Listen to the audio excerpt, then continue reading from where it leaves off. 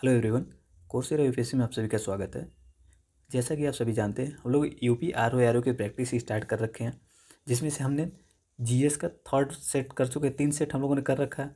हिंदी का कल ही हमने दूसरा सेट अपलोड किया, तो तीसरे सेट का हम फर्स्ट पार्ट तो अपलोड कर चुके हैं। सेकेंड पार्ट आज देखेंगे और इसको हम लोग सॉल्व करेंगे। मॉर्निंग में आपको इसका फाइनल पार्ट मिल जाएगा। और एक चीज़ आप लोगों से ये कहना था कि यूपी आर ओ के अभी 3-4 सेट जो भी एग्ज़ाम हुए हैं, 4-5 जो भी एग्ज़ाम हो चुके हैं पहले के प्रीवियस ईयर के, सोच रहे हैं उनको सारे क्वेश्चन को एनालिसिस कर लिया जाए। एनालिसिस किस तरह का, जो उसमें महत्वपूर्ण क्वेश्चन हैं उनको फिल्टर करके हम लोग एक जगह ऑर्गेनाइज तरीके से अध्ययन कर लें। इससे होगा क्या कि आपको एक आइडिया मिल जाएगा कि क्वेश्चन कहाँ से पूछे जाते हैं, किस तरीके से पूछे जाते हैं, और हम उनको कैसे कवर कर सकते हैं। इससे होगा कि आपका स्कोर इंक्रीज कर जाएगा। अगर आपको ये चीज़ लगता है कि ऐसा करना चाहिए तो आप नीचे ज़रूर बताइएगा कमेंट बॉक्स में कि इस सीरीज़ को लाया जाना चाहिए या नहीं। चलिए आज का हम पहला क्वेश्चन देखते हैं। पहला क्वेश्चन दिया हुआ है, अनुच्छेद 227 में वर्णित उच्च न्यायालय की अधीनस्थ न्यायालय पर अधिक्षरी अधीक्षण शक्ति मतलब होता है मैनेजिंग पावर या सुप्रिटेंडिंग पावर होता है, को किस बाद में अनुउल्लंघनीय ढांचा घोषित किया गया था। मतलब अनुउल्लंघनीय ढांचा घोषित किया गया था किस मामले में। ए दिया हुआ मिनर्वा मिल वाद में, बी इंदिरा साहनीवाद, सी केशवानंद भारतीवाद, और डी बोम्बईवाद, SR बोम्बईवाद। बताइए किस में दिया गया था। उम्मीद है सभी लोगों ने आंसर लगा लिया होगा। देखिए ये बहुत ही महत्वपूर्ण क्वेश्चन है और आपसे कई बार इन केस को ऑर्गेनाइज तरीके से रखने के लिए दे दिया जाता है और कई बार इनकी मूल बातों को आपसे पूछ लिया जाता है। तो हम इसको सीक्वेंस में थोड़ा सा देख लेंगे तो ज़्यादा अच्छा रहेगा। एक केस था शंकरी प्रसाद या फिर सज्जन सिंह मामला। शंकरी प्रसाद या सज्जन सिंह मामला और कब हुआ था। शंकरी प्रसाद मामला देखेंगे तो ये शंकरी प्रसाद मामला होता है 1951 में। 1951 में शंकरी प्रसाद मामला होता है, यस लिख लेते हैं यहाँ पे।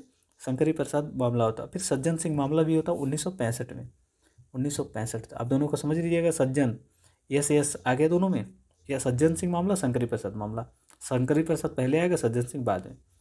इस मामले में क्या होता है, सुप्रीम कोर्ट ये बोलती है कि 368 के माध्यम से जो शक्ति है, संसद को संविधान संशोधन की शक्ति है, ये पूर्ण शक्ति दी गई है, कंप्लीट अथॉरिटी दे दी गई है संसद को। मतलब वो संविधान के जैसे मर्जी तोड़ मड़ोड़ सकती है। फिर क्या होता है, बाद में मिनर्वा मिल्स बनाम भारत संघ मामला आता है। ये कब आता है बताइए। ये तो बाद में आता है। इसके बाद जस्ट अगर केस की बात करेंगे हम तो 1967 में आता है। 1967, यहाँ पे 65 तक हो गया। अब 1967 की बात कर लेते हैं। 1967 में कौन सा केस आता है बताइए। गोलकनाथवाद। गोलकनाथ यहाँ पे दिया हुआ था, गोलकनाथवाद नहीं दिया है। गोलकनाथ NATH गोलकनाथवाद। गोलकनाथवाद में क्या होता है, सुप्रीम कोर्ट ये बोलता है कि आर्टिकल 368 के माध्यम से फंडामेंटल राइट को समाप्त या सीमित नहीं किया जा सकता। मतलब उनकी शक्ति ही कम कर दिया गया 67 में। अभी तक क्या हुआ था, 51 से 65 तक उनको पूरी पूरी शक्ति अथॉरिटी दे दी गई थी, लेकिन 67 में क्या, तो गोलकनाथवाद में गोल मटोल करके घुमा देता है। अब ऐसे याद रखेंगे, एस के बाद गोल मटोल घुमा दिया, मतलब गोलकनाथवाद। गोलकनाथवाद में क्या हुआ कि बोल दिया है जो फंडामेंटल राइट हैं उनको न सीमित किया जा सकता, न समाप्त किया जा सकता। किसमें, गोलकनाथवाद में। फिर इसके बाद एक केस आता है, कब आता है, 72 में। आपको 72 तो याद ही होगा, कौन सा केस है, 1972। अभी हमने देखा है केशवानंद भारती वाद में 24 अप्रैल 1972 को आता है केशवानंद भारती वाद। और इसमें कहा जाता है कि संसद जो है वो संविधान संशोधन कर सकती है बशर्ते मूलभूत ढांचे को ध्यान में रखे। ये बात कही गई थी किसमें, केशवानंद भारती में। अदमें उम्मीद आपको बैकग्राउंड समझ में आ गया होगा। अब मिनर्वा विल्स बात कर देख लेते हैं। बताइए मिनर्वा विल्स बात क्या संबंधित था इससे। ये भी इंपॉर्टेंट है, इसलिए इंपॉर्टेंट हो जाता है। 1980 में आया था मिनर्वा मिल्स बात, ये आपसे पूछा जाता है हमेशा। यहाँ पे दिया हुआ भी 1980 में ये आया था। मिनर्वा मिल बाद में क्या हुआ था, तो आप लोगों ने तो पढ़ा होगा 368 ये है। इसके सब पार्ट 4 जोड़ा गया था। क्या कहा गया था 4 में, कि जो विधि, मतलब ये संसद ने क्या किया था, जोड़ दिया था 4 कि जो विधि बनाएगी उसका रिव्यू कौन नहीं कर सकता, सुप्रीम कोर्ट न्यायालय नहीं कर सकता। ये डाल दिया गया था 4 में। फिर मिनर्वा मिल बनाम भारत संघ मामले में सुप्रीम कोर्ट क्या कहता है, विधि सम्मत नहीं है। क्या नहीं है, ये जो 4 पार्ट था, सब पार्ट विधि सम्मत नहीं है, क्योंकि ये रिव्यू को रोकता है। इस तरीके से इसको जीरो घोषित कर दिया, नष्ट कर दिया इसको। चलिए अगला देखते हैं हम। उम्मीद आपको समझ में आया होगा। जो इंपॉर्टेंट क्वेश्चन हैं उनको हम थोड़ा सा ज़्यादा डिटेल देखेंगे, जो इंपॉर्टेंट नहीं होंगे, कम इंपॉर्टेंट होंगे, उनको हम जल्दी से आंसर दे के आगे बढ़ेंगे। अगला क्वेश्चन दिया गया है, भारतीय संसद के परिप्रेक्ष्य में शून्यकाल कहा जाता है, किसको कहा जाता है शून्यकाल, बताइए। ये भी क्वेश्चन इंपॉर्टेंट है, इससे क्वेश्चन बनते हैं हमेशा। संसदीय कार्यवाही के पूर्वार्ध का समय, बी प्रश्नकाल के तुरंत बाद का समय, सी प्रश्नकाल के पहले का समय, डी संसदीय कार्यवाही के उत्तरार्ध का समय। तो बताइए इनमें से कौन सा प्रश्नकाल को सही तरीके से बता रहा है, रिप्रेजेंट कर रहा है उसको। उम्मीद है सभी लोगों ने यहाँ आंसर लगा लिया होगा। देखिए प्रश्नकाल आपको पता है, प्रश्नकाल, प्रश्नकाल किस काल को कहते हैं, कितने समय को कहते हैं प्रश्नकाल, बताइए। 11 बजे से लेकर के 12 बजे के समय को प्रश्नकाल कहते हैं। फिर क्या होता है, शून्यकाल कब कहते हैं, शून्यकाल, शून्यकाल, शून्यकाल कहेंगे, शून्यकाल हो जाएगा 12 बजे से लेकर 1 बजे तक का समय को शून्यकाल कहते हैं। उम्मीद आपको समझ में आ गया होगा ये चीज़, इसको शून्यकाल कहते हैं। 2 बैठकें होती हैं, ये प्रश्नकाल वाला कब होता है, बैठेंगे 11 बजे और लंच टाइम 12 बजे तक बैठे रहें, काम करेंगे। तो लेकिन जो शून्यकाल होता है, शून्यकाल में क्या होता है बताइए, इसमें बैठक होगी और तब तक चलेगी जब तक द्वितीय, इसको प्राथमिक बैठक भी बोल सकते हैं, इसको प्राथमिक बैठक, इसको द्वितीय बैठक बोल सकते हैं। ठीक है, यहाँ तक बातें आपको समझ में आ गई। ये कौन सा टाइमिंग हो गया हमारा, प्रश्नकाल के बाद का। इसमें प्रश्नकाल के बाद में बी में दिया हुआ, प्रश्नकाल के तुरंत बाद का समय होता है शून्यकाल। चलिए ये सब क्लियर हो गया आपका, कोई भी इशू नहीं है इसमें। प्रश्नकाल पूछ लेता तो आप बता देते 11 से 12 बजे के समय का, अर्थात शून्यकाल के पहले का समय। अगर शून्यकाल पूछ लिया तो प्रश्नकाल के बाद का समय। ये चीज़ आपको समझ में आ गया। अभी इसमें 2 बैठकें होती हैं, एक प्राथमिक बैठक, द्वितीय बैठक। तो जो यहाँ प्रश्नकाल दिया हुआ था वो प्राथमिक बैठक है, जो शून्यकाल दिया गया था वो द्वितीय बैठक है। प्राथमिक बैठक जो होता है ये कब बैठक उठेगी ये तो डिक्लेयर होता है, 12 बजे तक उठ जाएगी लंच के टाइम पे। लेकिन जो द्वितीय बैठक बैठक है, इसके बैठने का तो समय निर्धारित है, लेकिन उठने का निर्धारित कौन करता है, जो पीठासीन अधिकारी होते हैं वो निर्धारित करते हैं कि कब उठेगा सदन। अब चलिए ये चीज़ें हो गई। अब प्रश्नकाल में प्रश्न कितने प्रकार के पूछे जाते हैं ये चीज़ अब हम देख लेते हैं। एक होता है तारांकित, तारांकित प्रश्न, तारांकित प्रश्न। तारांकित प्रश्न कैसे होते हैं बताइए। इनका जो मंत्री होता है, जिस मंत्री से पूछे जाते हैं तारांकित प्रश्न का उत्तर, वो मंत्री क्या देते हैं, मौखिक ही देते हैं, मौखिक देते हैं, मौखिक उत्तर देते हैं। इसको इन ऐसे उत्तर क्वेश्चनों का उत्तर मौखिक उत्तर देते हैं मंत्री। और इसमें सप्लीमेंट्री क्वेश्चन पूछे जा सकते हैं, बिल्कुल पूछे जाते हैं। पूरक प्रश्न बीच में रोक करके पूरक प्रश्न आप पूछ सकते हैं इसमें, कौन सा, तारांकित में।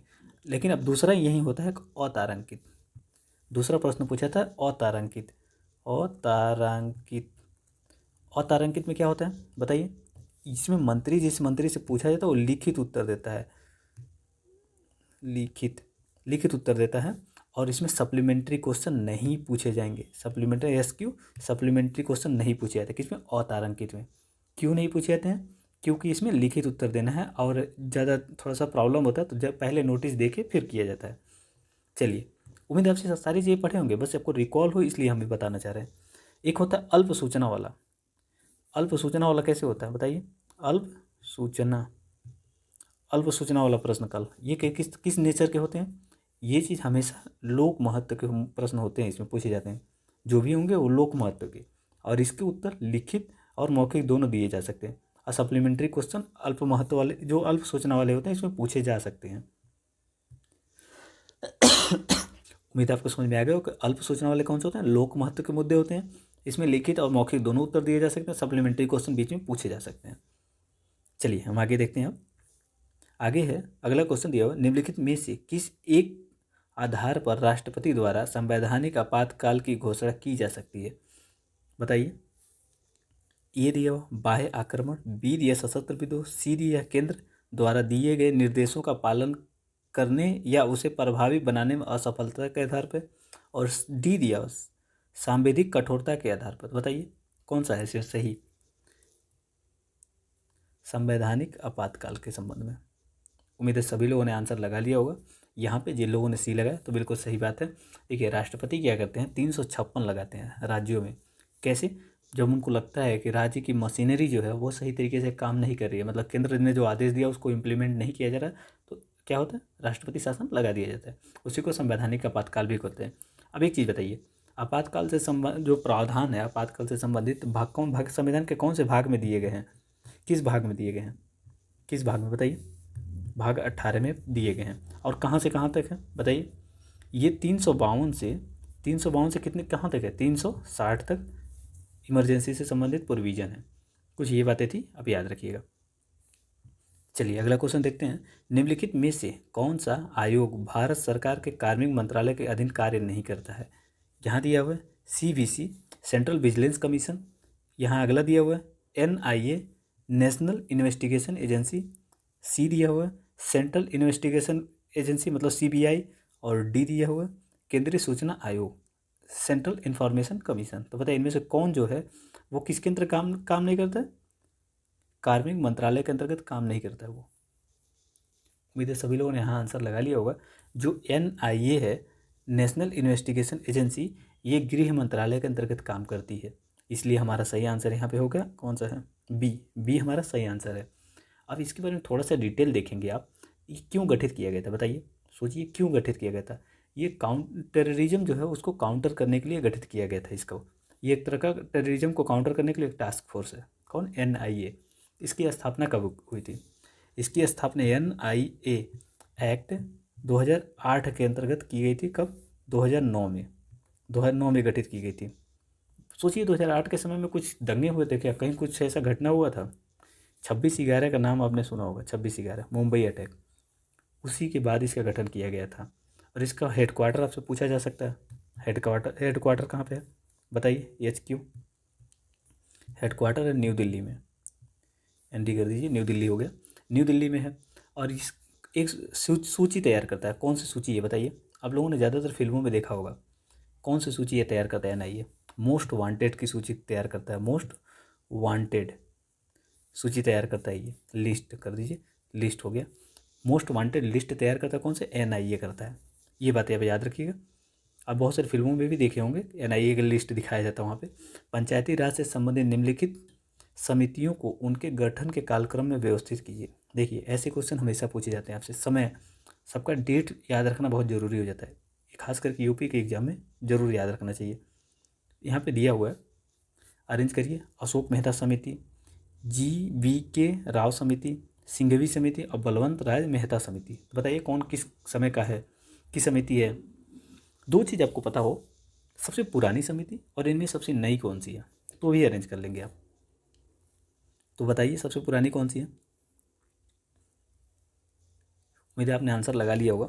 एक लॉजिक आपको सिखाता हूँ मैं यहाँ पे, जानते हैं कैसे करना चाहिए आपको। नहीं मानता हूँ मैं, एक भी क्वेश्चन नहीं आपको इसमें, एक भी विकल्प नहीं पता है और आप एग्जाम में फेल होने की स्टेज पे हैं। अगर आप फेल होने की स्टेज पे हैं तो 4-5 क्वेश्चन मेरे लॉजिक से आप कर लेंगे। वो कौन सा लॉजिक है, कोई बहुत बड़ा यहाँ पे नहीं लॉजिक है, लेकिन ज़्यादातर मामलों में सही हो जाता है। वो क्या है कि सबसे पहले देखिए यहाँ पे भी 4 है, यहाँ पे भी, फिर यहाँ पे भी, मतलब हमारा ये तो डिसाइड हो गया कि 4 पहले होगा, मतलब बलवंत राय मेहता सबसे पहले होगा, पहले रैंक पे होगा। फिर इसके बाद कर क्या करें हम, अब इसके बाद देखिए क्या होगा। आप कहीं छाँट पा रहे हैं, बिल्कुल नहीं छाँट पा रहे हैं। दूसरा कथन सब में डिफरेंट डिफरेंट दिया। अगर आप दूसरे कथन को जानते हैं तो आप कर लेंगे, लेकिन आप और कोई चुनिए जो कई जगह दिया हुआ, आप देख रहे होंगे 2-3 जगह है, तो आपको समझ में आ रहा होगा कि जो तीसरा कथन है वो 2 और तीसरे नंबर पे आएगा। ये चीज़ डिक्लेयर हो गया आपको। अब एक चीज़ और देखिए, अब इसमें देखिए ये पहले पे था, ये तीसरे पे था। अब क्या करना है हमें, अब इन दोनों में देखिए, आपको ऐसा लग रहा है कि इसका आंसर हमें करीब करीब कौन सा हो सकता है, नहीं डिक्लेयर कर सकते क्योंकि 2-2 जगह दिया हुआ है, 50-50 का मामला हो गया। अब या तो आप किसको लगा लीजिए, इसको लगा लीजिए या इसको लगा लीजिए, ये कंडीशन आ गया आप पे। जब बिल्कुल ना पता हो तो 50-50 का मामला आप पहुंच गए हैं, तो आप आसानी से कोई भी एक लगाएंगे तो सही हो जाएगा। अगर आप ए लगाते हैं तो आपका ए सही हो जाएगा यहाँ पे। वो कैसे सही हो जाएगा तो बताइए। बलवंत राय मेहता जो समिति थी, बलवंत राय मेहता की समिति का गठन 1957 में किया गया था। फिर अगर हम इसमें अशोक मेहता समिति की बात कर लें तो अशोक मेहता समिति का गठन कब हुआ था, अशोक मेहता के समिति का गठन 10 साल बाद इसके होता है। 10 साल बाद, 57 है ना, 20 साल बाद होता है, 77 में होता है, 77 में होता है अशोक मेहता समिति का गठन। अब इसके बाद जस्ट कौन सी समिति गठित होती है? अशोक मेहता समिति के बाद। अशोक मेहता समिति के बाद गठित होती है GV.K. राव समिति। GV.K. राव समिति। अब इनका कार्यकाल क्या था? इनका कार्यकाल था 1985 में। 1985 में GV.K. राव समिति रहती है। अब सिंघवी समिति यहाँ बच गई 86 में, एक ही साल तो बात आती है 86 में। 1986 में कौन सी समिति हुई? सिंघवी समिति।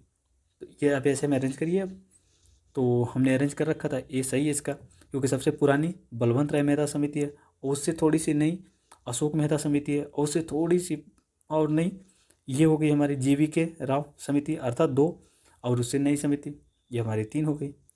कौन सी 3 है? सिंघवी समिति 86 में। एक समिति और आप याद रखिएगा, कौन सा? वो है,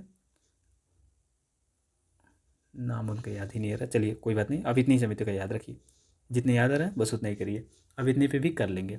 ML सिंघवी नाम है उनका पूरा, सिंघवी समिति का। चलिए अगला है, भारतीय संसद की संप्रभुता प्रतिबंधित है। भारतीय संसद की संप्रभुता प्रतिबंधित है, किससे संबंधित है बताइए? जो भारतीय संसद की संप्रभुता मतलब समझ रहे क्या होता है बताइए? सोवर्निटी, ये अपने क्षेत्र में काम कर सकता है। इस बार UPSC ने पूछा था सोवर्निटी से क्वेश्चन, तो इसलिए आपको ये इंपॉर्टेंट है। शब्दों से भी कहीं कहीं एग्जाम में खेल लेते, लेकिन बड़े एग्जाम में UP-PCS में चांस कम है, ज़्यादा वो शब्दों से खेले, वो ज़्यादा तथ्यों से खेलता है UPSC वो शब्दों से खेलता है। तो बताइए, इनमें दिया हुआ है कि जो संसद की शक्तियों को कौन सीमित करता है, ये कहना चाह रहा है, पूछना चाह रहा है। सोवर्निटी मतलब संप्रभुता के बारे में पूछ रहे हैं यहाँ पे।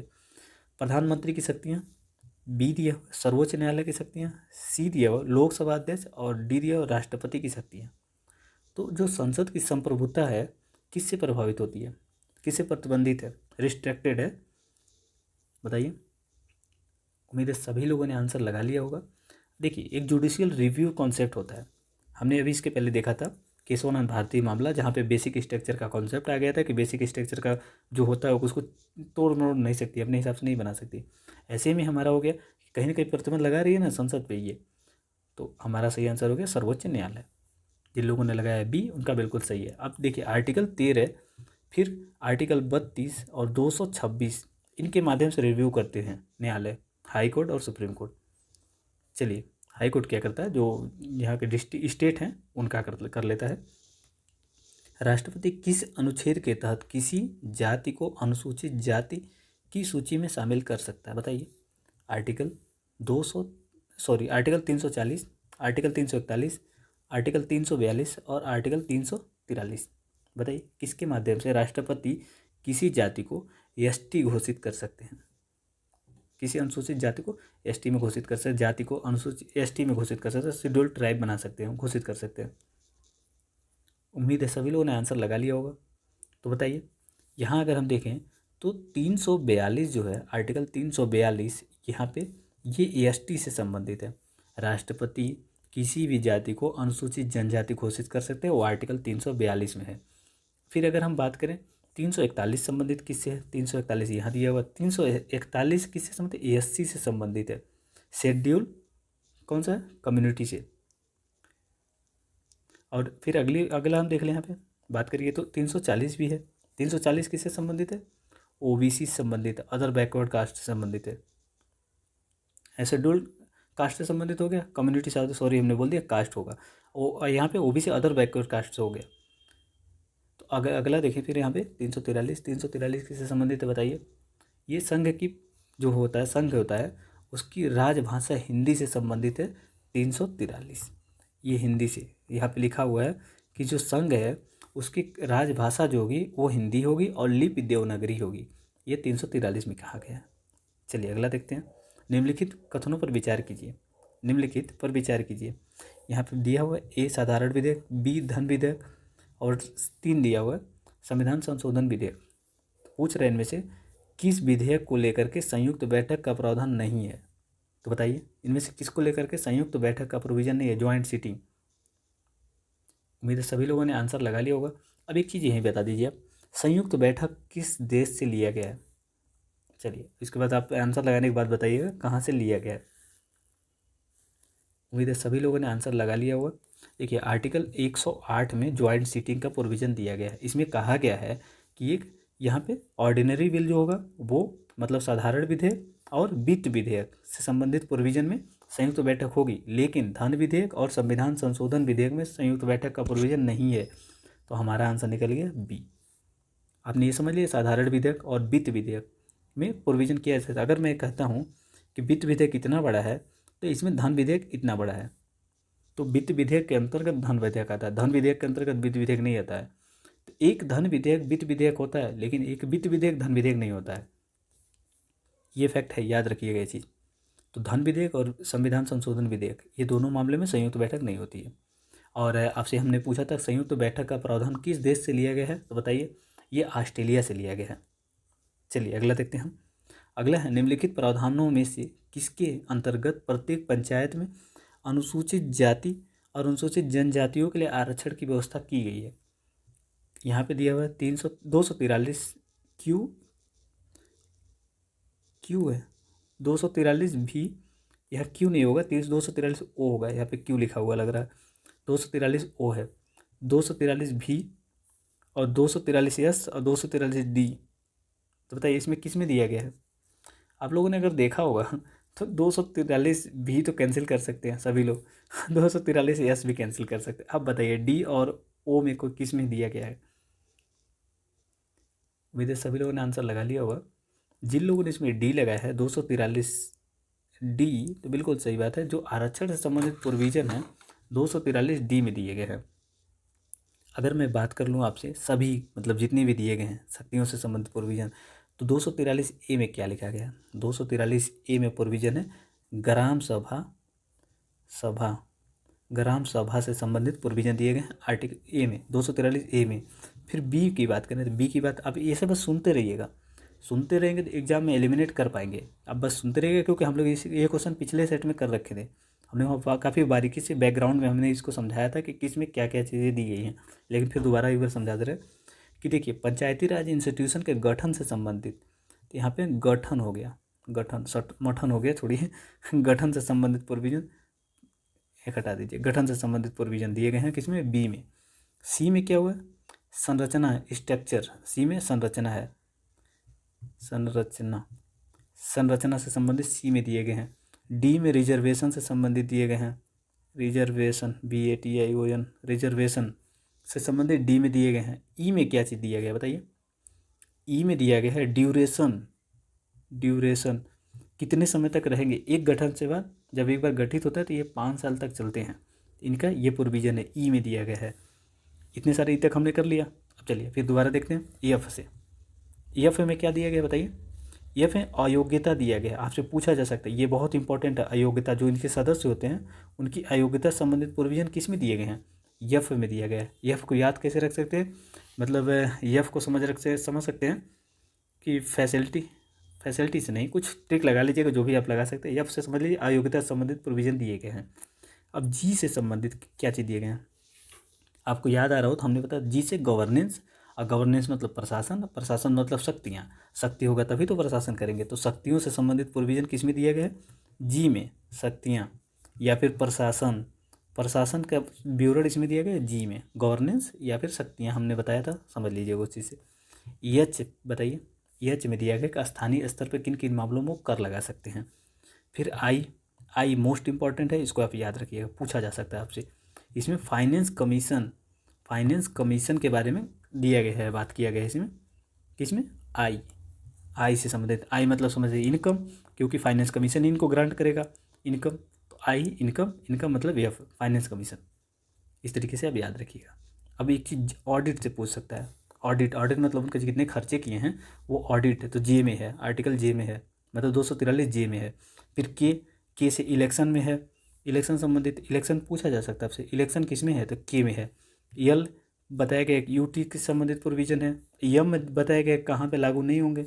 ये सारे कुछ थे, अब आगे कोई ज़रूरत नहीं है, बस इतनी सी बातें आप याद रखिएगा, याद रहेगा तो आप कर लेंगे, छांट पाएंगे। जैसे कि हमने यहाँ छांट लिया था, यहाँ कैसे आपने छांट लिया था, यहाँ पे भी और यस को आसानी से छांट दिया था, बचा ओ और डी, 50-50 का मामला हो गया। आपको पता था डी में, ओ में क्या चीज़ दिया गया है, ओ का कोई खास इंपॉर्टेंट नहीं है।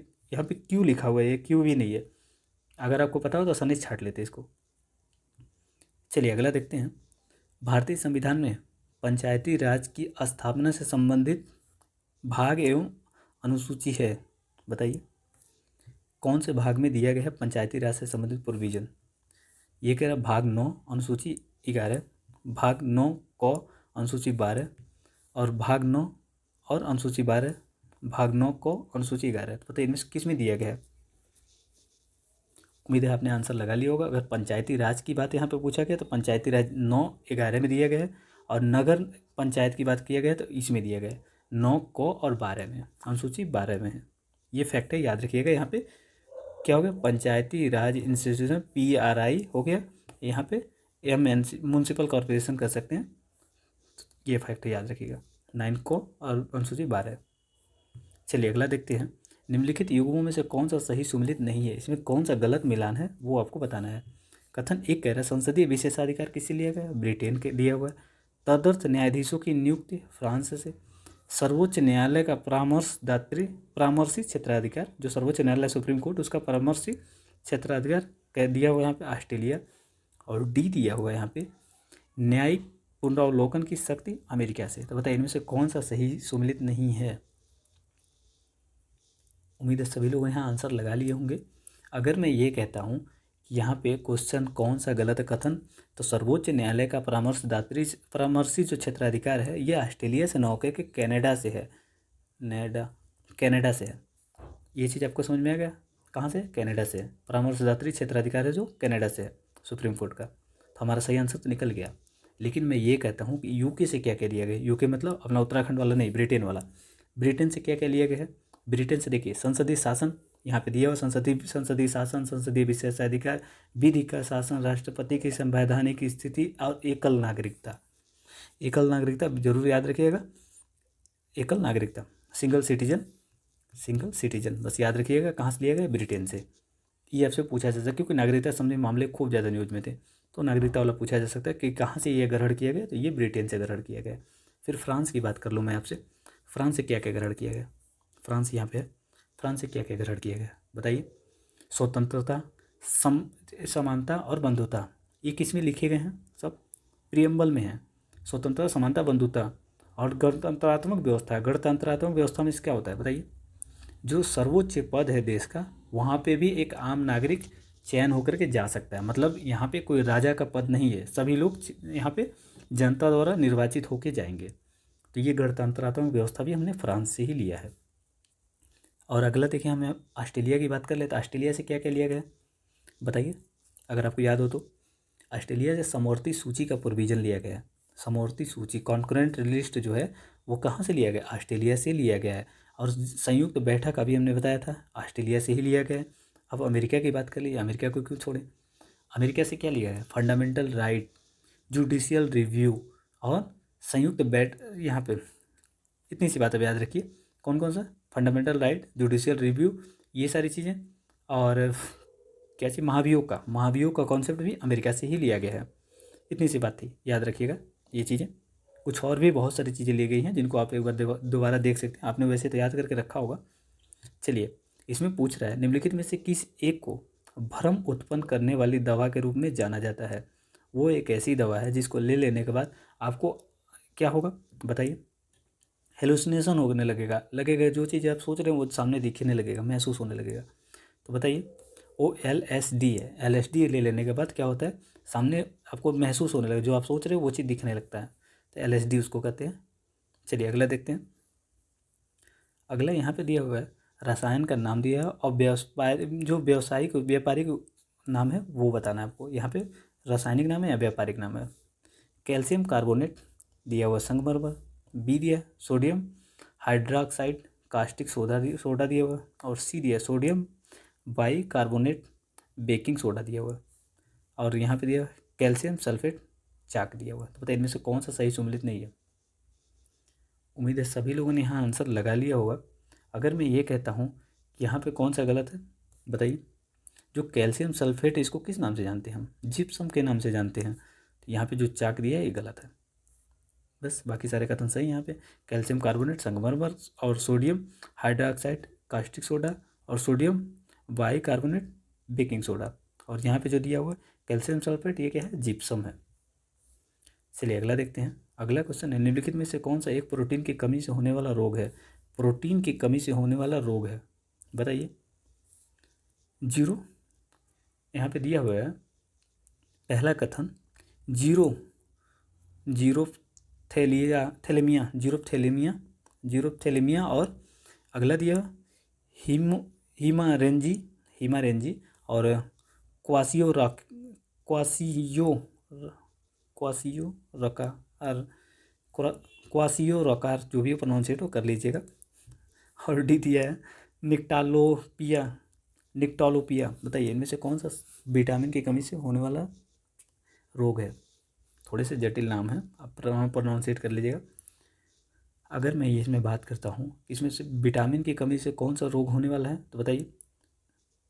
विटामिन की कमी से होने वाला प्रोटीन कुपोषण भी उसको कहते हैं, और उसका नाम है क्वासियो। यहाँ पे इंग्लिश पढ़िए, क्वासियो रॉकर, इसका सही प्रोनाउंसिएशन है क्वासियो रॉकर। इंग्लिश पढ़ेंगे तो ज़्यादा आसान रहेगा, हिंदी में मुश्किल हो सकता है प्रोनाउंसिएशन। क्वासियो रॉकर जो है ये प्रोटीन की कमी की वजह से होता है। बाकी यहाँ पे जो दिए हैं, यहाँ पे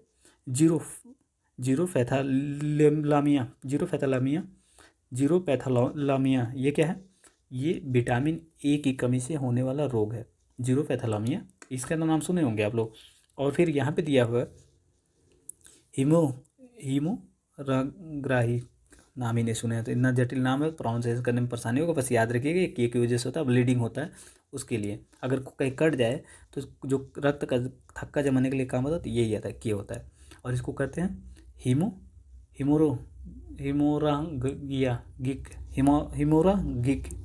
और यहाँ पे हिमारेजेंग, जो भी हो प्रोनाउंस कर लीजिएगा, छोड़िए। और यहाँ पे जिसके लिए कौन सा है, ए ही है, बस ये सभी थे विटामिन के लिए। लेकिन यहाँ पे दिया था क्यूरोसिया कार, ये किससे संबंधित है, प्रोटीन की कमी से। आप शॉर्ट स्क्रीन लेके, जटिल नाम है, थोड़ा सा रिकॉल करने का प्रयास करिएगा, पूछ लिया जाता है तो कन्फ्यूजन हो जाता है। निम्नलिखित में से निम्नलिखित कथनों पर विचार कीजिए, दिए गए कूट की सहायता से सही उत्तर बताइए। यहाँ पे दिए हुए हैं, आपको बताना है कौन सा सही है। ये दिया हुआ है द्रवित पेट्रोलियम गैस का प्रमुख घटक मीथेन है, बताइए। एलपीजी की बात कर रहा है, एलपीजी जो आपके घरों में सिलेंडर लगा हुआ है ना, वो वाली की बात कर रहे हैं यहाँ पे। द्रवित पेट्रोलियम गैस का प्रमुख घटक कौन सा है, एलपीजी, बताइए। और यहाँ पे दिया मीथेन को सीधे प्रयोग में लाया जा सकता है। तो जो एलपीजी होता है उसमें आप देखेंगे तो प्रोपेन और ब्यूटेन की जो होता है वो ज़्यादा मात्रा में होता है, मीथेन कम होता है। और जो मीथेन होता है वो सीधे उपयोग किया जाता है, घरों में भी और उद्योगों में भी किया जाता है। तो हमारा सही आंसर यहाँ पे पहला गलत है, ए गलत है और आर सही है, डी इसका सही आंसर है। चलिए अगला देखते हैं। अगला क्वेश्चन दिया है यहाँ पे, ग्लोबल साल्ट शीशा निर्माण में उपयोग किया था। और यहाँ पे दिया केलगन जल की अस्थायी कठोरता को दूर करने का, कठोरता मतलब होता है जो हार्डनेस होता है उसको दूर करने के लिए। और अगला दिया तीसरा, ओजोन कीटनाशक के रूप में। तो बताइए इनमें से कौन सा सही है। उम्मीद है सभी लोगों ने यहाँ आंसर लगा लिया होगा। जिन लोगों ने लगाया डी तो बिल्कुल सही बात है। यहाँ से ग्लोबल साल्ट इसका शीशा निर्माण के लिए उपयोग किया जाता है। और केलगन जो है इसका जल की कठोरता दूर करने, ओजोन जो है कीटनाशक के रूप में, इसका डी आंसर करेक्ट है। चलिए अगला देखते हैं। जल प्रक्रमण संयंत्रों में घुले हुए ठोस पदार्थ को हटाने के लिए क्या उपयोग किया जाता है। जो यहाँ पे वाटर के जो प्रोसेसिंग प्लांट होते हैं, वाटर प्रोसेस, यहाँ पे देखिए आप कभी भी कोशिश करिएगा इंग्लिश भी पढ़ लीजिएगा।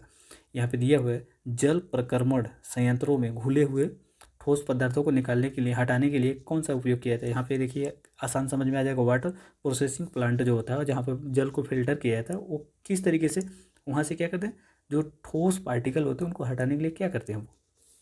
हिंदी में पढ़ेंगे तो कन्फ्यूजन होगा, अब इंग्लिश में पढ़िएगा तो ये आसानी से समझ में आ जाएगा। यहाँ पे दिया है ऑक्सीकरण और निस्पंदन। यहाँ पे देखिए ऑक्सीडेशन एंड फिल्ट्रेशन। बी दिया हुआ active carbon and air stripping. C दिया हुआ है आरओ मतलब reverse osmosis and distillation and ion exchange और नन ऑफ दिस। तो आप लोगों को पता होगा आरओ जो होता है, आरओ सिस्टम के माध्यम से ही ये जो ठोस कण होते हैं इनको निकाला जाता है, रिलीज़ किया जाता है, उसमें से जल में से हटा दिया जाता है अलग, और फ्रेश वाटर एक जगह रिलीज़ किया जाता है, और गंदे वाटर जो होते हैं वो अलग रिलीज़ कर दिया जाता है पतले से पाइप के माध्यम से। तो ये हो गया हमारा सही आंसर सी। चलिए अगला देखते हैं। अगला है यहाँ पे पिगमेंटेशन।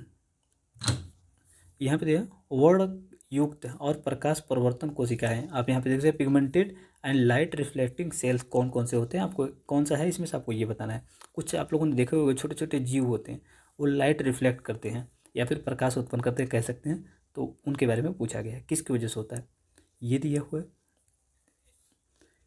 यहाँ पे ल्यूकोप्लास्ट, और फिर बी दिया हुआ क्लोरोप्लास्ट, और यहाँ पे दिया क्रोमेटोफोर क्रोमोटोफोर, यहाँ पे क्रोमोटोफोर है। और यहाँ डी दिया हुआ क्रोमेटोप्लास्टर दिया, क्रोमेटोप्लास्टर। तो बताइए इनमें से कौन सा सही है आपका आंसर। जो क्रोमेटोफर है ये क्या करता है, वर्ड पिगमेंटेशन और लाइट रिफ्लेक्टिंग सेल्स को है ये। तो हमारा सही आंसर यहाँ पे क्रोमेटोफोर करेक्ट आंसर है। अब ये अगला देखते हैं। अगला दिया हुआ है डिनेचर्ड अल्कोहल। डिनेचर्ड अल्कोहल का क्या होता है, डिनेचर्ड अल्कोहल तो बताइए। एथेनॉल, एथेनॉल और ब्यूटेन, और अगला दिया हुआ है एथेनॉल एंड मेथेनॉल और मेथेनॉल एंड ब्यूटेन। तो बताइए इनमें से कौन सा सही सुमेलित है। उम्मीद है सभी लोगों ने आंसर लगा लिया होगा। डिनेचर्ड अल्कोहल जो होता है ये एथेनॉल और मेथेनॉल का मिश्रण होता है, तो सही आंसर हमारा सी हो गया। चलिए अब अगला देखते हैं। अगला क्वेश्चन दिया हुआ है निम्नलिखित प्रदूषक तत्वों में से कौन एक अपने मूल स्वरूप में रहकर प्रदूषण फैलाता है। मतलब वो किसी से क्रिया करके उत्पन्न नहीं होता, जैसा था वैसे ही पोल्यूटेड के रूप में फैलता है। तो बताइए एक दिया हुआ डीडीटी, बी दिया हुआ ओजोन, सी दिया हुआ सल्फर डाइऑक्साइड, और डी दिया है सल्फर पराक्साइड, सल्फर पराक्साइड। तो बताइए इनमें से कौन सा है जो अपने मूल रूप में रह के पॉल्यूशन फैलाता है। इसको प्राइमरी पोल्यूटेंट्स के भी कहते हैं उनको हम। ये हो गया हमारा ए। डीडीटी जो है ये एक्सचेंज मतलब किसी रूप में परिवर्तित नहीं होता है, जैसा रहता है वैसे ही पॉल्यूशन फैलाता है ये। जैसे कि प्लास्टिक हो गया और भी कई सारे हैं जो अपने रूप में CO2 जो है अपने रूप में ही रह के पॉल्यूशन फैलाता है, चेंज नहीं होता है। और ये जो है ओजोन, ओजोन आप लोगों को पता है O3 इसको कहते हैं। O3 ऑक्सीजन से क्रिया करता है, प्रकाश के कण से जब जो जल के कण होते हैं उससे टकरा के जब ऑक्सीजन दो भागों में बढ़ता है तो क्या होता है, एक ऑक्सीजन और जो ऑक्सीजन को दो भागों में विभाजित हुआ है तीन मिलकर के O3 का निर्माण करते हैं, इस तरीके से होता है। ये प्राइमरी पोल्यूटेंट्स नहीं है, सभी नहीं है इनमें से, बस डीडीटी को छोड़ के। डीडीटी क्या है, प्राइमरी पोल्यूटेंट्स है। चलिए अगला देखते हैं। यहाँ पे colour blindness person can be, यहाँ पे जो सीधा कह रहा है कि वर्धता व्यक्ति किन रोगों में भेद नहीं कर सकता है, डिफ्रेंशिएट नहीं कर सकता इसमें से। तो बताइए कौन कौन से रंगों में वो भी मतलब भिन्नता नहीं निकाल सकता। ए दिया वो लाल रंग और पीले, बी दिया वो हरे और नीले, सी दिया सभी, और डी दिया लाल और हरे। तो बताइए इनमें से कौन सा कथन सही है। उम्मीद है आपने आंसर लगा लिया होगा। देखिए रेलवे जब आप फॉर्म डालते होंगे तो कलर ब्लाइंडनेस लोगों को नहीं लेता है। क्यों नहीं लेता है, जस्ट लगभग सारे ट्रांसपोर्ट सेक्टर नहीं लेते हैं। क्यों, क्योंकि वो लाल हरे में डिफ्रेंशिएट नहीं कर पाते हैं, जिसकी वजह से उनको क्या किया जाता है, नहीं लिया जाता है। अब एक चीज़ यहाँ बता दिए, ये जो बीमारी है इसकी वाहक कौन होती है, वाहक कौन होती है, मदर होती है। अफेक्टेड कौन होता है, उनके बच्चे होते हैं। जो महिलाएं होती हैं वो अफेक्टेड नहीं होती इनसे, उनके बच्चे होते हैं, पुरुष होता है, और महिलाएं इसकी वाहक होती है कलर ब्लाइंडनेस की। तो सही आंसर हमारा डी हो गया। चलिए अगला देखते हैं। प्रोबायोटिक, प्रोबायोटिक एक पद किसके लिए प्रयुक्त होता है, प्रोबायोटिक बताइए। आप लोगों ने प्रो प्रोटीन भी सुना होगा, एन प्रो प्रोटीन के नाम सुना होगा। ये जो बॉडी बिल्डर वाले होते हैं एन प्रो प्रोटीन लेते हैं, वो जो कि ये तरह का वीट का बना होता है और भी बहुत सारी चीज़ों का बना होता है। तो ये है प्रोबायोटिक।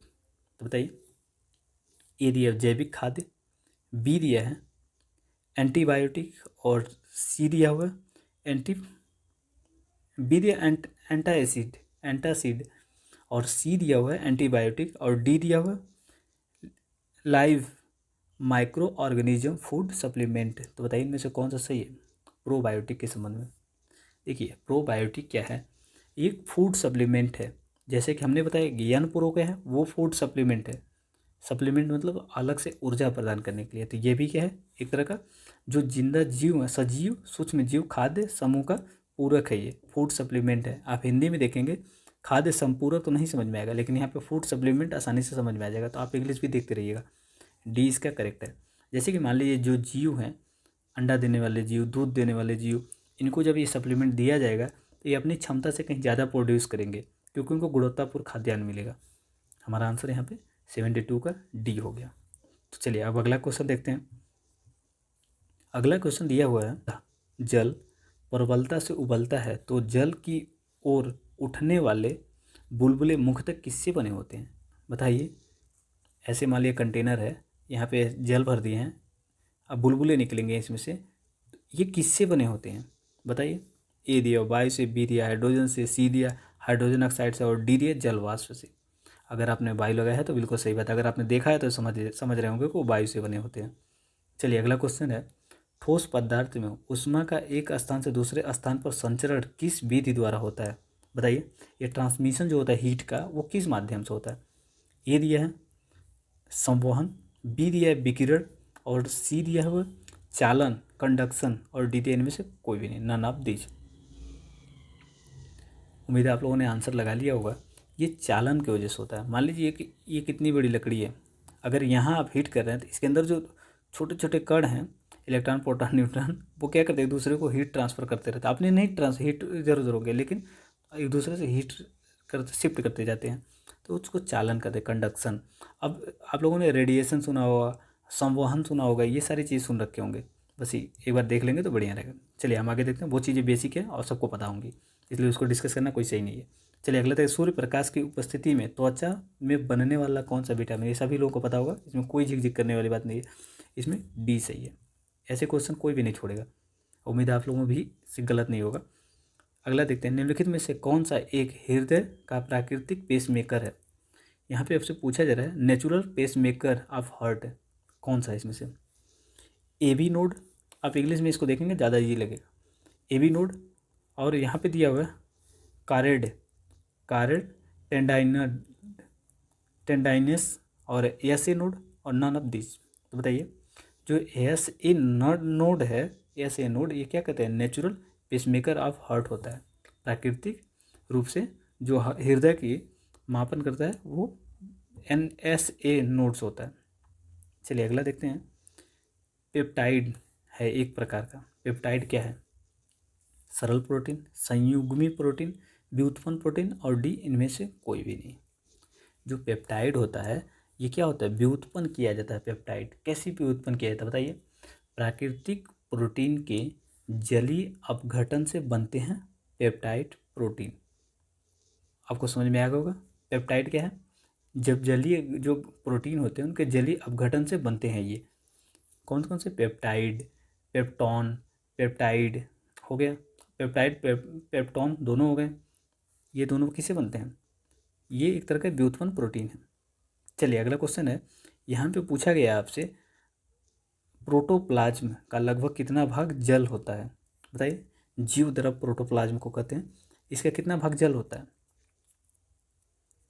इसका 80% लगभग जल होता है, और ये अपने आप में 20% होता है। इसका 80% जल होता है। किसका? प्रोटोप्लाज्म, जीव द्रव्य का। आप लोगों ने एक सेल देखा होगा, जब आप गूगल पे सर्च कीजिएगा सेल, यहाँ पे हो जाएगा प्रोटोप्लास्ट। इसका 80% जो होता है वो जल होता है, 20% ही खुद में होता है। चलिए, शारदा नहर से निम्नलिखित में से उत्तर प्रदेश के किन किन जिलों में सिंचाई की जाती है? आपको ये बताना है। पीलीभीत दिया हुआ है, रायबरेली दिया हुआ है, लखीमपुर खीरी दिया है, और सीतापुर दिया है। तो बताइए इनमें से कौन कौन से जिलों की सिंचाई की जाती है? किससे? शारदा नहर के माध्यम से।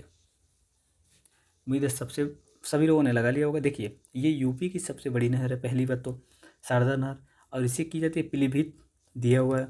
फिर उसके बाद की जाती है बरेली, ये भी दिया हुआ है। फिर लखीमपुर खीरी, ये भी दिया हुआ है। फिर उसको हरदोई में की जाती है, सीतापुर में की जाती है, बाराबंकी में की जाती है, लखनऊ में की जाती है, उन्नाव में की जाती है, फिर सुल्तानपुर, प्रतापगढ़, इन सभी में की जाती है। किसे? शारदा नहर के माध्यम से। चलिए अगला क्वेश्चन दिया हुआ है, यहाँ पे दिया हुआ है स्थल और जिला मिलान करना है। इसमें हम देखेंगे कि किस तरीके से हम ऐसे क्वेश्चन को करेंगे। देखिए यहाँ पे आपको दिख रहा होगा, दिया है बरन, सामने बुलंदशहर दिया, बासर खेड़ा, सामने शाहजहाँपुर दिया हुआ है, सी दिया राजघाट, और इसके सामने एटा दिया हुआ, अंतरजी खेड़ा दिया हुआ, सामने वाराणसी। तो बताइए कौन सा सही हो सकता है। उम्मीद है सभी लोगों ने आंसर लगा लिया होगा। अगर आप लोगों को पता हो राजघाट कहाँ है, ये वाराणसी में है। अगर आपने ऐसे छांट लिया राजघाट कहाँ है, वाराणसी में। अब फिर अंतरजी खेड़ा आप लोगों को पता है, लगभग पता होगा, ये एटा में है। दो से तो छट गया। चलिए कोई एक भी पता हो आपको, राजघाट मान लेता हूँ पता है। राजघाट कहाँ पे, वाराणसी में। सी का 4 आपको पहला छट गया और डी छट गया, पता चल गया। अब देखिए डी का 3 अपने आप निकल गया, नहीं पता था तो भी। अब इसके बाद बताइए कौन सा, 50-50 का मामला हो गया। अगर आपको पता है तो लगाइए, नहीं पता तो मतलब लगा लेना चाहिए ऐसे, अगर आपको पता है तो, थोड़ा बहुत लग रहा है तो हम देखिए इसमें आप कैसे करेंगे। इसमें भी 2 जगह है, इसमें भी 2 जगह, छाँटना तो बहुत मुश्किल है। अगर पता नहीं हो तो 50-50 पे तुक्का मार सकते हैं यहाँ पे। सही हो गया तो अच्छी बात है। इसमें अगर आप लगाएंगे तो सही आंसर आपका होगा सी। सी आपका करेक्ट आंसर है। देखिए जो बरन है ये बुलंदशहर में, बिल्कुल सही मिलान है इसमें, बरन बुलंदशहर में। और बांसर खेड़ा जो है, बांसर खेड़ा कहाँ पे, शाहजहाँपुर में। दोनों मिलान था, बिल्कुल सही था, बस बदला हुआ था राजघाट और अंतरजी खेड़ा में। अगला देखते हैं, राष्ट्रीय उद्यमिता एवं लघु व्यवसाय विकास संस्थान कहाँ स्थित है। नोएडा में स्थित है। नोएडा किसके अंतर्गत आता है आपको ये बताना है। ए दिया प्रयागराज, बी दिया वाराणसी, सी दिया गाजियाबाद, डी दिया गौतम बुद्ध नगर। उम्मीद है आपने आंसर लगा लिया। अगर आपने गाजियाबाद लगाया तो बिल्कुल गलत बात है, गाजियाबाद नहीं, गौतम बुद्ध नगर के अंतर्गत आता है नोएडा। तो नोएडा में है ये राष्ट्रीय उद्यमिता एवं लघु व्यवसाय विकास संस्थान। चलिए अगला देखते हैं। ऐसे संस्थानों के बारे में थोड़ा सा देखते रहेंगे तो होगा क्या कि पूछा जाएगा आपसे तो संस्थान का हेडक्वार्टर वगैरह थोड़ा सा आपको आइडिया लगेगा, सही लगा लेंगे। यहाँ पे नगर दिया, उपनाम दिया, आमों का नगर किसको कहते हैं, मलिहाबाद को। बी दिया ताला नगरी अलीगढ़, सी दिया है पूर्व का सिराज जौनपुर, और डी दिया पीतल नगरी बरेली दिया हुआ। तो बताइए इनमें से कौन सा सही सुमेलित नहीं है। उम्मीद है सभी लोगों ने आंसर लगा लिया होगा। यहाँ पे देखें हम तो आमों का नगर किसको, मलिहाबाद को कहते हैं। ताला नगरी किसको कहते हैं, अलीगढ़ को कहते हैं। और पूर्व का सिराज किसे कहते हैं, तो जौनपुर को कहते हैं। लेकिन पीतल नगरी किसको कहते हैं, बरेली को नहीं कहते हैं। पीतल नगरी कहते हैं मुरादाबाद को, मुरादाबाद है, बरेली नहीं है। मुरादाबाद, मुरादाबाद को कहते हैं पीतल नगरी। आप एक बताइए, यहाँ पे चूड़ियाँ सबसे ज़्यादा कहाँ बनाई जाती है, या कांच के खिलौने सामान कहाँ बनाए जाते हैं, फिरोजाबाद में। यहाँ बाद शब्द आया था मुरादाबाद, तो फिरोजाबाद भी याद रख लीजिए। फिरोजाबाद में चूड़ी और कांच के सारे सामान बनाए जाते हैं फिरोजाबाद में। चलिए अगला है, ददरी के पशु मेले का आयोजन किया जाता है। ये भी हम लोग शायद पहले क्वेश्चन में कर चुके हैं। ददरी का पशु मेला का आयोजन किया जाता है कहाँ पे, ए दिया गोरखपुर, बी दिया बलिया, सी दिया आगरा, और डी दिया मेरठ। बताइए जो ददरी के पशु मेला है कहाँ आयोजन किया था, बलिया में किया जाता है। अब बलिया बिहार से सटा हुआ है, बी हमारा आंसर करेक्ट निकल गया। चलिए अगला देखते हैं। अगला दिया हुआ है, उत्तर प्रदेश से गुजरने वाले प्रमुख राष्ट्रीय मार्ग NH 2 पर निम्नलिखित में से कौन सा शहर स्थित है, नहीं है। कौन सा शहर स्थित नहीं है उसको बारे में बताना है आपको। देखिए पहली बात तो इसका नाम बदल दिया गया है, अब इसका नाम हो गया NH 19, NH 19 हो गया 19। तो बताइए इनमें से कौन सा शहर इसमें नहीं है। अगर मैं बात करूँ तो ये फरीदाबाद से शुरू होता है, फरीदाबाद अर्थात हरियाणा से शुरू होता है, और कहाँ तक जाता है, कोलकाता तक जाता है। तो इस पे यूपी के कौन कौन से शहर हैं, प्रयागराज स्थित है, बिल्कुल सही बात है। मथुरा स्थित है, प्रयागराज हो गया, मथुरा हो गया, फिर आगरा हो गया, कानपुर हो गया, ये इस पे उपस्थित हैं। कौन कितने शहर हो गए, प्रयागराज 1, मथुरा 2, वाराणसी 3, और आगरा 4, और कानपुर 5। कानपुर मिस हो रहा था, कानपुर भी है इसी पे 5, लेकिन बरेली इस पे नहीं है। हमारा आंसर निकल गया। चलिए अब धनबाद याद रखिएगा, धनबाद किसका है, झारखंड का, इसी पे है। चलिए काशी का सर्वप्रथम उल्लेख किस में प्राप्त होता है, जो काशी है अर्थात वाराणसी है, उसका सबसे पहले उल्लेख किस में होता है, ऋग्वेद में, सामवेद में, यजुर्वेद में, अथर्ववेद में, अर्थववेद में। तो बताइए किस में होता है काशी का सर्वप्रथम उल्लेख, अर्थववेद में होता है सबसे पहले। अथर्ववेद में किसका, काशी का उल्लेख। इसका संबंध किससे है आप देखेंगे तो ये सबसे बाद में बना था अर्थववेद, और ये इसमें कर्मकांड से संबंधित विवरण दिए गए। संगीत से संबंधित विवरण किस में दिए गए, सामवेद में। 100 से संगीत, 100 से सामवेद, ऐसे याद रखेंगे। यज्ञ से संबंधित किस में दिए गए, आपसे पूछा जा सकता है, यज्ञ यजुर्वेद में, इसे भी याद रख सकते हैं। चलिए अगला देखते हैं। उत्तर प्रदेश में प्रकाशित होने वाला हिंदी का पहला समाचार पत्र, साप्ताहिक समाचार पत्र था, उत्तर प्रदेश में प्रकाशित होने वाला हिंदी का पहला साप्ताहिक पत्र कौन सा था, इसमें से आप बताइए। उद्दंड मार्तंड, वीर्य बनारस अखबार, और सीर्य बुद्धि प्रकाश, और डीर्य आर्य दर्पण। तो बताइए इनमें से कौन सा था यूपी का जो हिंदी में प्रकाशित होता और साप्ताहिक पत्रिका था। उम्मीद है सभी लोगों ने आंसर लगा लिया होगा। जो बनारस अखबार था ये हिंदी में प्रकाशित होने वाला यूपी का पहला साप्ताहिक पत्रिका था। और इसको कब ये हुआ था ये भी जान लीजिए। 1845 में इसका प्रकाशन होता था और ये साप्ताहिक रूप से होता था। और काशी के राजा जो थे राजा शिव प्रसाद, यहाँ पे राजा शिव प्रसाद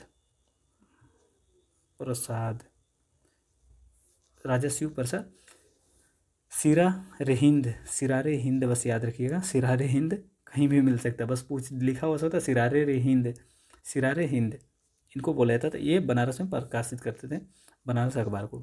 इतनी सी बात थी, अब याद रखिएगा। चलिए यहाँ पे झील दिया हुआ और उसका स्थान दिया हुआ मिलान करना है आपको।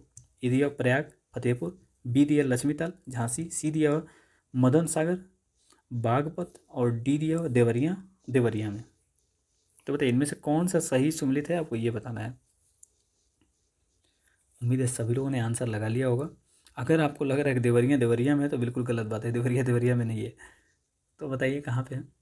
यहाँ पे देखिए लक्ष्मी ताल जो है झांसी में है। झांसी की रानी लक्ष्मीबाई थे ना, तो उनसे याद रख से लक्ष्मी ताल, झांसी की रानी लक्ष्मीबाई। तो हो गया हम आपका सही आंसर। लक्ष्मी ताल कहाँ पे है, झांसी में। सही आंसर है हमारा बी। अब प्रयाग कहाँ पे है, प्रयाग ताल कहाँ पे स्थित है। प्रयाग ताल की बात करेंगे तो ये बहराइच डिस्ट्रिक्ट में है, प्रयागराज में स्थित नहीं है। प्रयाग ताल बहराइच डिस्ट्रिक्ट में है, तो इसलिए ये गलत था। फिर लक्ष्मी ताल तो हमने देख ही लिया झांसी में है। मदन सागर कहाँ पे है, मदन सागर यहाँ पे दिया हुआ। मदन सागर बताइए महोबा में है, बागपत में नहीं है। फिर यहाँ पे देवरिया ताल कहाँ पे है, देवरिया ताल कहाँ पे बताइए, कन्नौज में है देवरिया ताल, इसलिए ये भी गलत था। और फिर रामगढ़ ताल कहाँ पे स्थित है, ये गोरखपुर में है। इतनी सी बातें याद रखिएगा। चलिए अगला देखते हैं। निम्नलिखित युग्मों में से कौन सा एक सही सुमेलित नहीं है। सही सुमेलित नहीं है इसमें से आपको ये बताना है। रामगढ़ परियोजना, रामगंगा परियोजना बिजनौर दिया हुआ, बी दिया हुआ रिहंद बांध परियोजना सोनभद्र, और सी दिया हुआ राजघाट परियोजना हमीरपुर, और डी दिया हुआ मेज जलाशय परियोजना मिर्ज़ापुर। कौन सा इसमें सुमेलित नहीं है। उम्मीद है सभी लोगों ने आंसर लगा लिया होगा। राजघाट जो परियोजना है कहाँ पे स्थित है, राजघाट परियोजना आप देखेंगे तो ललितपुर में स्थित है, न कि हमीरपुर में। और रामगंगा परियोजना तो आपने देख ही लिया, रामगंगा परियोजना बिजनौर में है। रिहांद बांध परियोजना कहाँ पे, रिहांद बांध सोनभद्र डिस्ट्रिक्ट में है। और मेज जल सागर परियोजना कहाँ पे, मिर्ज़ापुर में। मेज जल सागर मिर्ज़ापुर, मेज मिर्ज़ापुर याद रख लीजिएगा ऐसे। चलिए अगला देखते हैं। यहाँ पे मिलान करना है आपको कौन सही है, मतलब कथन और कारण वाला क्वेश्चन है। अन्य राज्यों की तुलना में उत्तर प्रदेश में खनिज पदार्थों की दृष्टि से निर्धन है, मतलब यहाँ पे कम खनिज पाए जाते हैं। कारण बताया गया प्रदेश की भूगर्भिक संरचना अधिकांश नवीन जलोढ़ मृदा से निर्मित है, जिसके कारण से यहाँ खनिज के दृष्टिकोण से हीनता पाई जाती है, मतलब निर्धन है। तो बताइए कारण कथन सही है, बिल्कुल सही बात है, मैच कर रहा है। यहाँ नवीन मृदा है इसलिए यहाँ पे ज़्यादा खनिज नहीं पाए जाते हैं। चलिए अगला देखते हैं। निम्न नदियों का पश्चिम से पूर्व की दिशा में सही क्रम बताइए। आपको ऐसे पश्चिम से पूर्व की दिशा में जाना है। गंडक, गंगा, गंडक, घाघरा और गोमती। अगल बी दिया हुआ गंगा गोमती घाघरा गंडक, सी दिया गंगा गोमती गंडक घाघरा, और डी दिया हुआ गोमती गंगा कोसी घाघरा। तो कौन सही सुमेलित क्रम है बताइए। आप अगर इसमें देखेंगे तो गंगा जो है जी, गंगा ये पहले स्थान पे आ जाएगा, सबसे पश्चिम में हो जाएगा। फिर इसके बाद कौन सी आ जाएगी, लखनऊ वाला गोमती, दूसरे वाला जी गोमती हो गई। फिर अगर देखेंगे तो आप घग्घर आ जाएगा, इसके हिसाब से घग्घर हो गया तीसरे स्थान पे। फिर अगर देखेंगे गंडक तो गंडक हो गया चौथे स्थान पे। तो यहाँ पे हमारा सही आंसर हो गया गंगा गोमती, गंगा गोमती, गंगा गोमती, गंगा गोमती, गंगा गोमती दो जगह है, गंगा गोमती हो गया। फिर अगर घग्घर है यहाँ पे तो घग्घर एक ही में है, हमारा बी आंसर करेक्ट होगा। घग्घर फिर गंडक, गंडक सबसे लास्ट में हो जाएगा, जो यूपी और बिहार की सीमा के आसपास बहती है गंडक नदी। विशेष रूप से यूपी में बहती है लेकिन दोनों के सीमा के आसपास रीजन में ही है, क्योंकि आखिरी में पड़ जाता है। चलिए अगला है उत्तर प्रदेश के सबसे उत्तर और दक्षिण जिले क्रमशः हैं। अगर आपको पता हो तो बहुत धूमधाम से लगा लेंगे। बिजनौर और बलिया क्या किधर किधर के हैं बताइए? पूर्व और पश्चिम के। मुजफ्फरपुर और सोनभद्र बताइए? मुजफ्फरपुर और सोनभद्र हैं, बिल्कुल सही बात है। सही है, बताइए कि सहारनपुर है? सहारनपुर और सोनभद्र, बलिया और सहारनपुर, तो कौन सा इसमें से देखेंगे आप तो सहारनपुर और सोनभद्र हमारा सही आंसर हो जाएगा। सहारनपुर जो है किससे टच करता है बताइए? हिमाचल प्रदेश से टच करने वाला एकमात्र जिला है। और सोनभद्र 4 राज्यों से सीमा साझा करने वाला एकमात्र भारत का जिला है। वो 4 कौन कौन से राज्य हैं? बिहार है, झारखंड है, छत्तीसगढ़ है, मध्य प्रदेश है, उनसे सीमा साझा करता है। चलिए अगला है, 2011 की जनगणना के अनुसार उत्तर प्रदेश में 10 लाख से अधिक नगरीय आबादी वाले नगरों की संख्या कितनी है? 10 लाख से अधिक वहाँ जनसंख्या रहती है, वो ऐसे नगर कितने हैं? यूपी में टोटल 10 लाख से अधिक आबादी वाले नगर जो हैं वो 7 शहर हैं। 7 कौन कौन से? कानपुर, लखनऊ, गाजियाबाद, आगरा, वाराणसी, मेरठ और प्रयागराज। 7 याद रखिए, फिर से दोबारा बोल रहे हैं। कानपुर 1 हो गया, लखनऊ 2 हो गया, फिर गाजियाबाद 3 हो गया, फिर आगरा 4 हो गया, फिर से वाराणसी 5 हो गया, और फिर मेरठ जो है 6 हो गया, और फिर प्रयागराज 7 हो गया। आप इनको बस ऐसे याद रखिएगा, कोई भी न्यूमोनिक बना करके याद रख सकते हैं, लेकिन याद रखिएगा। वैसे आप छांट भी लेंगे, इनको पूछा जाएगा आपसे तो, लेकिन साथ यहाँ पे नंबर याद रखिएगा। आपसे पूछा जाए तो याद नहीं रहेगा तो गड़बड़ हो जाएगा। चलिए यहाँ पे पूछा है, निम्नलिखित में से कौन सा नृत्य बुंदेलखंड क्षेत्र का नहीं है? बुंदेलखंड क्षेत्र में कौन सा नहीं होता है? राई, धुरिया, सैरा और चरकुला। तो बताइए। उम्मीद है सभी लोगों ने आंसर लगा लिया। हम लोगों ने इसके पहले वाले पार्ट में जो नृत्य होते हैं यूपी के सारे एक ही जगह हमने डिस्कस कर लिया था। वहाँ पे चरकुला हमने देखा था ब्रज क्षेत्र में है, ना कि बुंदेलखंड में। तो चरकुला हमारा सही हो गया। चलिए अगला है, निम्नलिखित राज्यों में से किस एक में 0 से 6 वर्ष आयु वर्ग में सर्वाधिक लिंगानुपात पाया जाता है? ए केरल, बी असम, सी छत्तीसगढ़ और डी मिजोरम। तो बताइए किसमें सबसे ज़्यादा लिंगानुपात है? अगर आप केरल लगा रहे हैं तो बिल्कुल गलत बात है, केरल है नहीं यहाँ पे। सबसे ज़्यादा लिंगानुपात देखें 0 से 6 आयु वर्ग में तो कौन सा है? मिजोरम हो जाता है, फिर मेघालय आ जाता है, उसके बाद छत्तीसगढ़ आते हैं।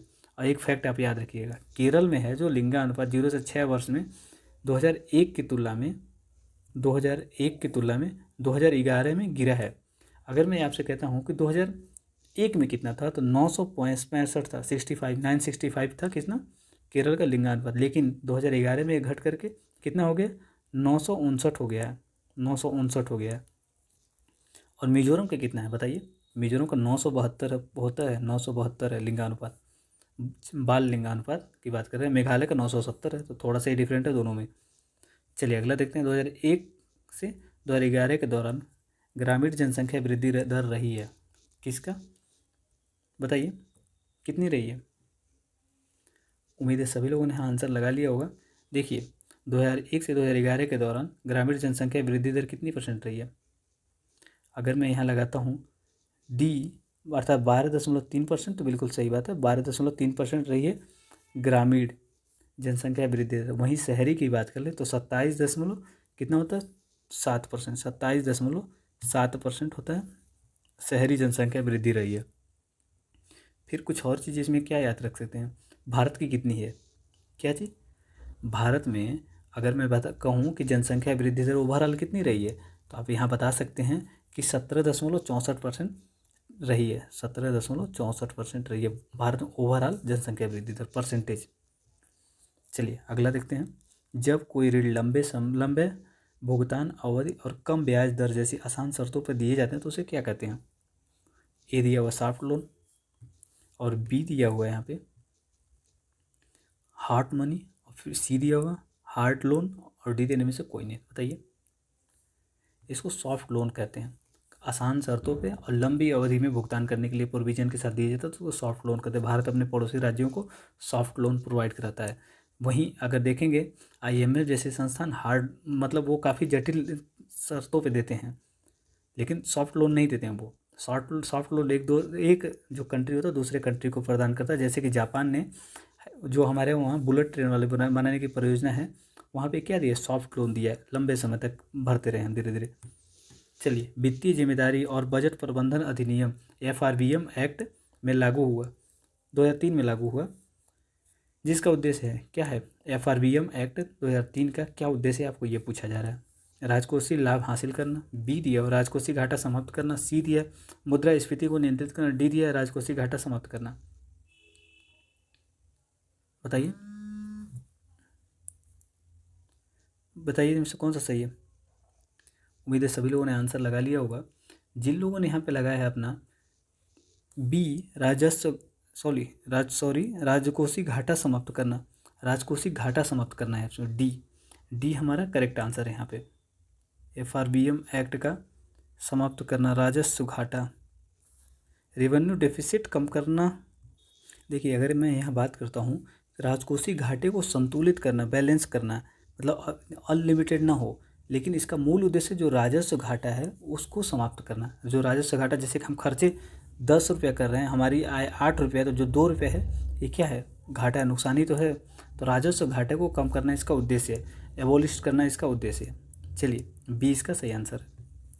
राजकोषीय घाटा को संतुलन करना, मतलब राजकोषीय घाटा जो है उसको बहुत ज़्यादा बढ़ने ना देना, ये उसका उद्देश्य है, लेकिन इसका मूल उद्देश्य जो है राजस्व घाटा को समाप्त करना। हर बार जो घाटा हो जाता है हमको बाहर से लोन लेना पड़ता है, राजकोषीय घाटा बढ़ता जाता है, इसकी वजह से उस प्रभाव को समाप्त करना। लघु अवधि ऋण दिया जाता है, कितने दिन के लिए दिया जाता है लघु अवधि ऋण, अधिकतम 15 माह के लिए, 2 से 5 वर्ष के लिए, 1 से 3 वर्ष के लिए और 4 से 5 वर्ष के लिए। बताइए जो शॉर्ट टर्म लोन होता है कितने दिन के लिए दिया जाता है। उम्मीद है सभी लोगों ने आंसर लगा लिया होगा। जो कि शॉर्ट टर्म लोन होता है जो 6 से 18 माह के लिए दिया जाता है, तो कहीं में हमारा सही आंसर हो जाएगा इसमें ए, क्योंकि 15 माह दिया हुआ है, 6 माह से लेकर 18 माह के लिए दिया था शॉर्ट टर्म लोन। वहीं देख ले मीडियम टर्म में लॉन्ग टर्म लोन कितना होता है, 1 वर्ष से लेकर 25 वर्ष तक के लिए लोन, कोई लोन दिया जाता है तो लॉन्ग टर्म या मीडियम टर्म लोन होता है। चलिए अगला देखते हैं। अगला है वर्ष 2011 की जनगणना के अनुसार उत्तर प्रदेश में महिला साक्षरता में कानपुर नगर की साक्षरता लखनऊ से अधिक है। क्या है अधिक, दूसरा दिया हुआ उत्तर प्रदेश में न्यूनतम साक्षरता वाला जिला बलरामपुर है। तो बताइए इनमें से कौन सा सही सुमेलित है। देखिए अगर मैं यहाँ ये कहता हूँ कि जो महिला साक्षरता दर है कानपुर में लखनऊ से अधिक है, तो बिल्कुल सही बात है, पहला कथन। दूसरा कथन जो दे रहा है यहाँ पे, अगर हम देखें तो सबसे कम कहाँ पे है, श्रावस्ती में है, बलरामपुर में नहीं है। बलरामपुर में भी है कम, लेकिन उतना ज़्यादा नहीं, श्रावस्ती सबसे टॉप पे है। तो हमारा दूसरा गलत हो गया, पहला सही है। अगर हम लोग थोड़ा सा यहाँ पे डिस्कस कर लें यूपी के बारे में, थोड़ा सा जनगणना 2011 के अनुसार, तो 2011 की जनगणना के अनुसार अगर यूपी 2001 से लेके 11 तक में कितनी वृद्धि हुई है, कितने परसेंट की, 11.41% की वृद्धि हुई है। पहला फैक्ट है ये। और यहाँ पे देखें राष्ट्रीय औसत का कितना परसेंट है, यहाँ पे राष्ट्रीय औसत का 5.3%। अगर मैं ये कहता हूँ सर्वाधिक साक्षरता वाले ज़िले कौन कौन से, बताइए। सर्वाधिक साक्षरता वाले तो गौतम बुद्ध नगर हो गया, अर्थात नेओडा रीजन, कानपुर, औरिया, इटावा और गाजियाबाद, ये हो गए। अगर पुरुष साक्षरता की बात कर लिया जाए तो गाजियाबाद हो जाएगा, और गौतम बुद्ध नगर, औरैया और इटावा। और महिला साक्षरता की बात हो जाएगा, जैसे ही महिला साक्षरता में तो कानपुर आ जाता है। कानपुर में महिला साक्षरता ज़्यादा है, कानापुर हो गया, कानपुर है। कानपुर में महिला साक्षरता ज़्यादा है, किससे, गाजियाबाद की तुलना में। लखनऊ फिर उसके बाद आता है, फिर उसका गौतम बुद्ध नगर, फिर औरैया आता है। ये बातें याद रखिएगा। लेकिन अब न्यूनतम वाले एक बार थोड़ा सा देख लेते हैं, न्यूनतम सबसे कम कहाँ पे है। सबसे कम श्रावस्ती नहीं याद रहेगा, श्रावस्ती ऐसे याद रखिए कि बुद्ध ने सबसे ज़्यादा उपदेश कहाँ दिया था, यहीं पे श्रावस्ती में ही दिया था बुद्ध ने सबसे ज़्यादा उपदेश। श्रावस्ती, बहराइच, बलरामपुर और बदायूं, ये सबसे कम वाले जनसंख्या, मतलब सबसे कम साक्षरता वाले ज़िले हैं। यहाँ पे जो लिटरेसी रेट है वो बहुत डाउन है। और मेल में देखें तो भी श्रावस्ती टॉप में है, फीमेल में देखें तो भी श्रावस्ती टॉप में है। और बहराइच, बलरामपुर, ये दोनों उसके बाद आगे सक्सेसर हो जाते हैं। फिर बलरामपुर, बहराइच वही सक्सेसर ही हैं। फिर देख ले डिफरेंट क्या है इसमें, मेल और फीमेल के बीच के लिटरेसी रेट के बीच का डिफरेंट क्या है। देखिए 20% का डिफरेंट है, समझ रहे हैं 20% कितना होता है, 20% का डिफरेंट है मेल और फीमेल का जो लिटरेसी रेट है उसके बीच का डिफरेंट। यूपी में इतना हाई डिफरेंस देखने के लिए मिलते हैं। चलिए अगला देखते हैं। फिलहाल गवर्नमेंट बहुत सारे काम कर रही है, बताने के लिए है केवल। निम्नलिखित में से किस एक स्थान पर भारतीय प्रतिभूति विनिमय बोर्ड सेबी का क्षेत्रीय कार्यालय नहीं है। अहमदाबाद दिया हुआ, दिल्ली दिया हुआ, कोलकाता दिया हुआ, पुणे दिया हुआ, बताइए कहाँ पे क्षेत्रीय कार्यालय नहीं है। उम्मीद है सभी लोगों ने आंसर लगा लिया होगा। पुणे में सेबी का कोई भी क्षेत्रीय कार्यालय नहीं है। सेबी की स्थापना कब हुई थी? सेबी की स्थापना होती है 1992 में, सेबी की स्थापना हुई थी। और इसके हेडक्वार्टर कहाँ पे है? तो मुंबई में है। मुंबई में है इसका हेडक्वार्टर सेबी का। आज का रीजनल कार्यालय कहाँ पे है? तो कोलकाता में है। फिर उसके बाद कहाँ पे? अहमदाबाद में है। फिर दिल्ली में है। और एक कहाँ पे? चेन्नई में है। इसके 4 क्षेत्रीय कार्यालय हैं। जो कि पुणे दिया हुआ था वो गलत था। चलिए, आज के सेट देखने के लिए धन्यवाद। आज के सेट में बस इतना ही क्वेश्चन। पसंद आया हो तो आप लाइक एंड सब्सक्राइब कर सकते हैं। अगर जो भी कोई चीज़ कमी कहीं दिखी हो तो आप नीचे बता सकते हैं, बेहिचक उसको बता दीजिए, अगली बार उसको इम्प्रूव कर लिया जाएगा।